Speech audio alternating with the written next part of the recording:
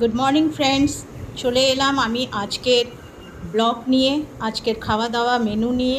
Lunch থেকে, breakfast থেকে, dinner থেকে কি মেনু হচ্ছে আপনাদের সাথে শেয়ার করছি।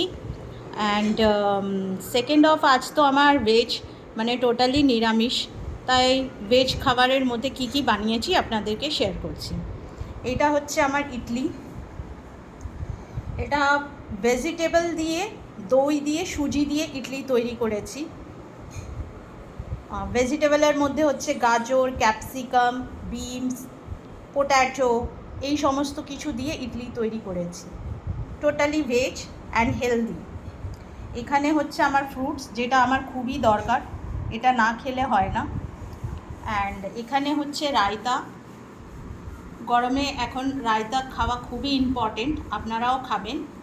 অ্যান্ড এখানে হচ্ছে নিরামিষ পটল আলুর তরকারি করেছি। আর এখানে হচ্ছে মুগের ডাল, ঝিঙে দিয়ে, আলু দিয়ে।